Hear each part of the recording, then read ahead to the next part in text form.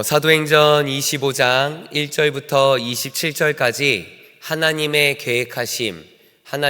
계획하심이라는 제목으로 말씀의 은혜를 나누고자 합니다. 바울이 회심한 이유로 바울을 죽이고자 하는 유대인들의 음모는 언제나 항상 계속되어져 있습니다. 유대인들의 이 음모는 멈추지 않았습니다. 회심한 이후에 바울의 외침은 예수 그리스도를 주로 고백하는 것이었습니다. 그런데 예수를 주로 받아들이지 못하는 이 유대인들은 바울을 싫어한 것이 당연한 것이었죠. 자신의 입장과 처지에 있어서 바울을 그냥 내버려 둘 수가 없었습니다. 유대인들의 이 시선과 그리고 마음은 언제 어떻게 바울을 해할 수 있을까가 언제나 항상 그들의 마음 가운데, 그들의 시선과 생각 가운데 있었습니다. 특히 바울이 예루살렘에 올라온 후에 바울을 죽이려는 유대인의 음모들은 더욱 끈질겼고 거세졌습니다. 수차례 실패를 거듭한 그들은요, 이젠 종교적 상황을 넘어서서 정치적 상황을 이용하여서까지 바울을 해하려 합니다. 어쩌면 이 끈질긴 모습이 죄에 묶여있는 이들의 죄성에서 나오는 교만과 집착이라 여겨질 수 있습니다. 하나님의 말씀 앞에 서 있으면서도 말씀을 통한 변화보다 하나님의 말씀을 이용하여 자신을 높이고자 하는 교만이 이들의 모습인 것입니다. 어쩌면 우리 교회 안에서도 이러한 잘못을 범할 때도 많이 있습니다. 하나님 앞에 있으면서도 하나님 앞에 새롭게 되어지는 변화보다 하나님을 이용하여 하나님의 앞에서 나를 높이고자 하는 우리들의 모습이 어쩌면 이들의 모습과 다를 바가 없게 되는 것 같습니다. 그러기에 항상 우리는 말씀을 듣고 말씀 안에서 진리를 깨달아 나를 돌아보며 때때로 나의 잘못이 있다라면 용서를 구할 줄 아는 믿음의 자세를 갖는 우리가 되어야 되며, 또한 말씀 앞에서 그 말씀이 내 삶의 실제가 되기를 바라는 마음으로 말씀을 받아들이고 그 말씀을 기대하는 우리가 되어야 될 줄을 믿습니다. 그러한 이 유대인들의 집착과 끈질김의 여러 방해에도 바울은 하나님의 계획하심에 따라 이끌림을 받았습니다. 힘든 여정 속에서도 바울은 감내할 수 있었고 이겨낼 수 있었습니다. 왜 그럴까요? 날마다 때마다 하나님의 인도하심에 순종하는 이 바울 앞에 하나님께서는 당신의 살아계심을 보여주시고, 또한 로마로 나아가 예수 그리스도를 주로 고백하게 될 것을 하나님이 때마다 깨닫게 해주셨기에 그렇습니다. 바울의 이 여정을 통하여서 깨닫게 되는 중요한 한 가지 교훈이 있는데요, 우리가 믿음 안에서 하나님의 자녀로 길을 잃지 않고 나아갈 수 있는 방법 중에 하나는 바로 비전을 갖는 것이라는 것입니다. 비전을 갖는 것. 하나님의 자녀로 살아갈 분명한 목표가 우리들에게 필요한 줄을 믿습니다. 바울에게는 이 분명한 목표가 있었습니다. 하나님의 자녀로서, 예수 그리스도의 사람으로서 내 삶을 어떻게 살아낼 것인가, 그러기에 흔들리지 않았고 넘어지지 않았고 하나님의 인도하심에 따라 순종하며 나아갈 수 있었던 것입니다. 그러기에 우리도 성도로 살아갈 때에 하나님의 비전을 갖는 것이 너무나도 중요한 것입니다. 하나님의 비전이 내 삶을 인도하고 있다라고 믿을 때 우리들의 삶이 어떠한 환경에 처하든 어떠한 모습에 있든 우리는 능히 그 장애물들을 넘어설 수 있고 이겨낼 수 있으며 하나님의 뜻하심이 내 삶을 통해 실천되어질 수 있는 것입니다. 비전을 가지고 나아가는 우리 성도님들이 되시기를 소망합니다. 비전의 가정이 되기를 소망하며 비전을 품고 나아가는 우리 교회가 되기를 소망합니다. 그렇게 될 때에 교회의 부흥이, 지역의 복음화가, 그리고 일터의 가정의 변화가 우리를 통하여서, 우리의 교회를 통하여서 일어날 줄을 믿습니다. 바울이 자신의 삶에서 분명히 보여주고 있습니다. 그리스도를 핍박하던 세상에 속한 열심 속에서 이제 변화되어 예수 그리스도를 만나고 은혜를 깨달아 하나님의 뜻을 품고 나아가는 비전의 사람이 된 것을 말이죠. 바울이 이 사도행전을 통해서 분명히 보여주고 있지 않습니까? 어떤 길을 걸어갔고 그 길을 어떻게 걸어갔으며 그 길 가운데에 하나님께서 어떻게 보여주시는지 말이죠. 사도행전의 삶을 살아가는 우리 교회가 되기를 소망합니다. 그리고 우리 성도님들의 삶이 그렇게 될 줄을 믿습니다. 그러면 우리는 더 나아가 깨달아야 합니다. 하나님의 비전을 품고 나아가는 이에게 하나님은 어떻게 일하시는가라는 것 말이죠. 오늘 말씀을 보면 복음 들고 나아가는 일을 향하여서 어떤 음모를 꾸미고 해하려 한다 할지라도, 어떠한 장애가 있다 할지라도, 장애물이 있다 할지라도 그 모든 것을 아시고 해결해 가시는, 또 해결해 주시는 하나님을 바라보게 됩니다. 먼저 앞선 장의 24장의 말씀을 보면 로마 군대의 이 천부장의 지시로 무사히 가이사랴의 지방에 벨리스 총독에게 보내진 바울의 모습을 볼 수가 있습니다. 그런데요, 바울은요 거기서도 유대인의 고소를 당하게 되죠. 그리고 오늘 말씀에 이어지는 25장의 말씀인데, 벨리스 총독의 후임으로 온 베스도 총독의 때입니다. 이 베스도 총독의 때에도 바울을 죽이려는 유대인의 음모는 계속되었습니다. 사단의 계략은 어쩌면 멈추지 않는 것 같습니다. 하나님 곁에 서는 그날까지 사단의 계략은 언제나 항상 하나님으로부터 우리로 하여금 멀어지게끔 멈추지 않는 모습을 생각을 해보게 됩니다. 본문을 살펴보면서 유대인을 통해 바울을 죽이려 하는 집요한 노력에도 그것을 넘어서게 하시는 하나님의 도우심을 살펴보게 되는데, 먼저 바울을 죽이려는 유대인들의 음모가 계속되고 있음을 전반부의 말씀에서 살펴보게 됩니다. 베스도 총독은요, 유대 지역을 다스리는 총독으로서 부임한 지 3일째 되던 때에 가이사랴의 지방에 머물다가 이제 예루살렘 지역으로 올라갑니다. 예루살렘으로 지역으로 올라가는데, 총독으로 부임한 지 얼마 안 되어 가나안 지역인 예루살렘 지역을 살피러 올라간 것입니다. 유대인들은 이때를 바울을 죽일 수 있는 좋은 기회라 여겼습니다. 이때가 기회라 여긴 것은 베스도 총독이 부임한 지 얼마 안 되었기에 이렇게 생각했을지 모릅니다. 정치적, 종교적 상황을 제대로 알지 못하기에 우리의 요구대로, 어쩌면 우리가 계획한 대로 따라줄 것이다 라고 생각했을지 모르겠습니다. 그래서 대제사장들과 유대인들 중에 높은 사람들은 베스도 총독이 방문하자 바로 찾아가서 바울을 고소하며 자기 자신들이 있는 이 예루살렘에서 재판할 수 있도록 요청하였습니다. 이들의 속내는 말씀에서 고스란히 표현되는데요, 한번 우리 본문의 말씀을 같이 읽도록 하겠습니다. 2절과 3절의 말씀을 함께 읽도록 하겠습니다. 2절과 3절입니다. 대제사장들과 유대인 중 높은 사람들이 바울을 고소할세 베스도의 호의로 바울을 예루살렘으로 옮기기를 청하니 이는 길에 매복하였다가 그를 죽이고자 함이더라. 아멘. 바울은 지금 가이사랴 지방에 머물고 있거든요. 가이사랴 지방에 지금 붙잡혀 있는 상황입니다. 근데 이 말씀의 내용을 살펴보면은요, 한 장에 걸쳐진 이 사건들은요, 결코 하루 이틀의 기간이 아니었습니다. 바울이 앞서 가이사랴에 붙잡혀 있던 시간은요, 2년여 시간이나 되었습니다. 하루 이틀의 시간이 아니죠. 유대인들이 바울을 죽이고자 계획하고 있는 이 모습 또한 바울이 구류되어 있던, 바울이 붙잡혀 있던 시간만큼 하루 이틀의 계획이 아니었던 것이에요. 그 수년의 시간 동안 어떻게 바울을 죽일 수 있을까? 어떻게 바울을 해할 수 있을까? 하는 그러한 계획이 동일하게 흘러가고 있는 것입니다. 너무나 무서운 일입니다. 죄에 붙들린 삶은 이처럼 무서운 결과를 만들어내고 있습니다.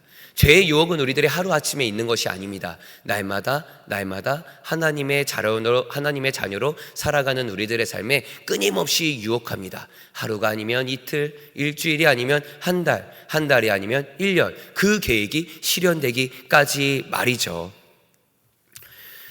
베드로는 이러한 흉악함을 다음과 같이 말씀을 하는데요, 베드로전서 5장 8절의 말씀을 제가 읽어드리도록 하겠습니다.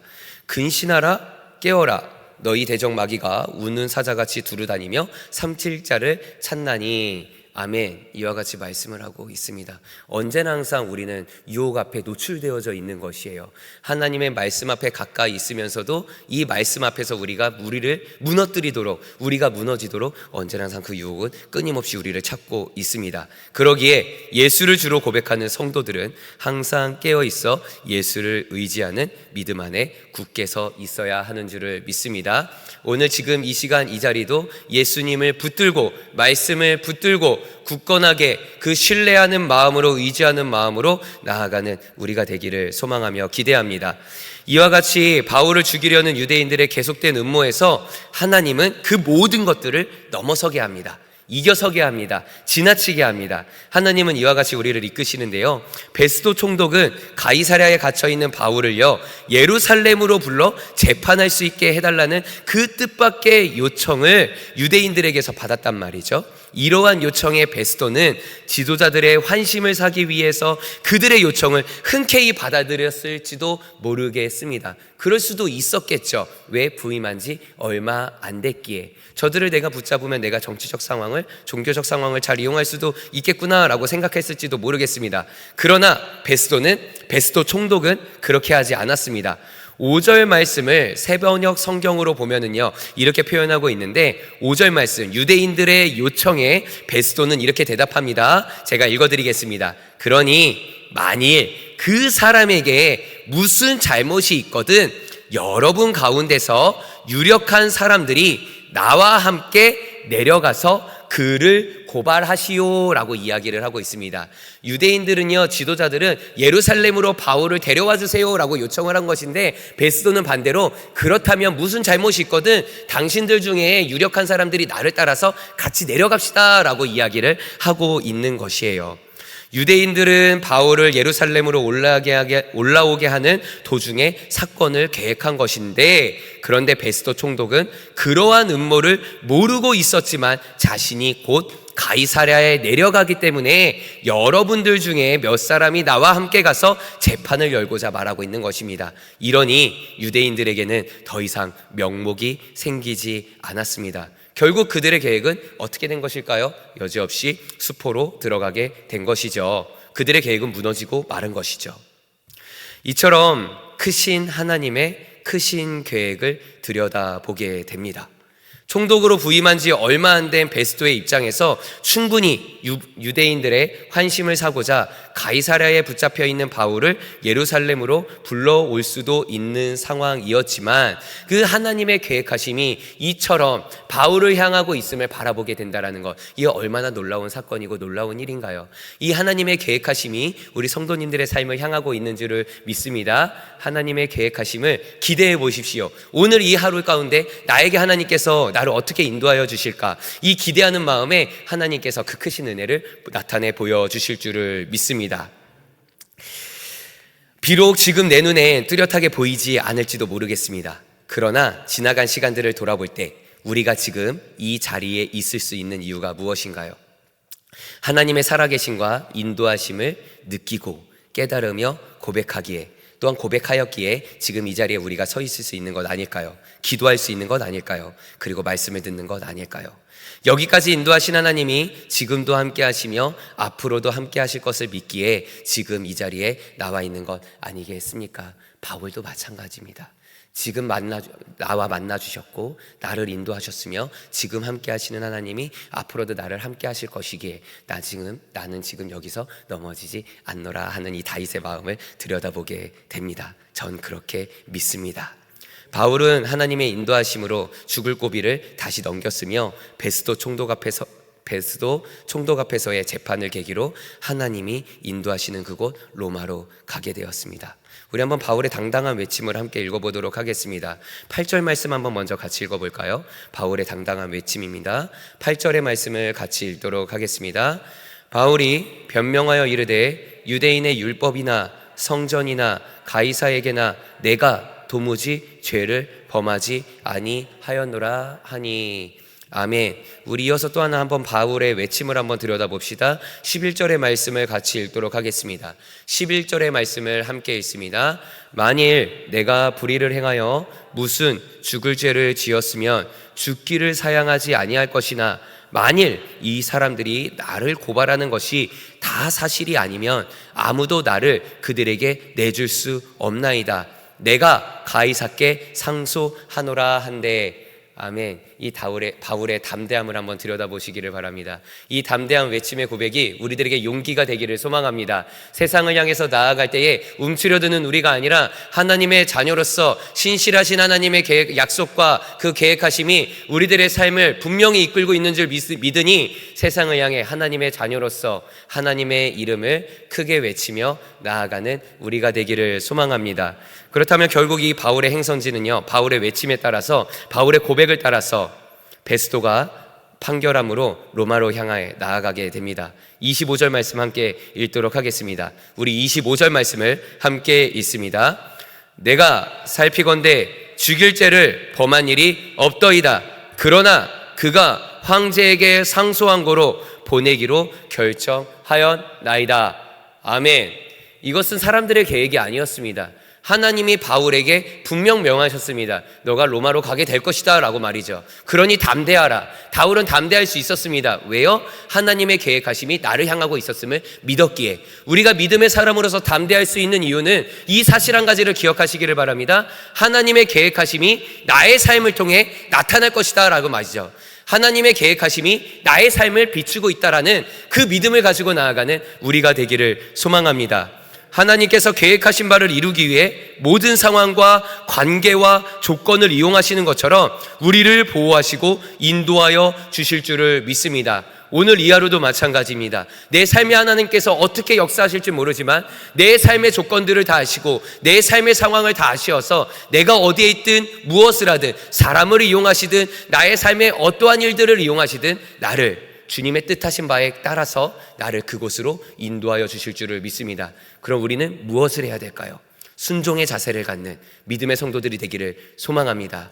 하나님께서 나에게 분명한 뜻이 있음을 믿노라 하는 믿음으로 나아가는 우리가 될 때에 하나님의 계획하심이 내 삶의 실제가 되고 또한 내 걸어가는 걸음 속에서 하나님의 이름이 증거되어지고 하나님의 역사를 나타낼 수 있는 그런 믿음의 성도가 될 줄을 믿습니다.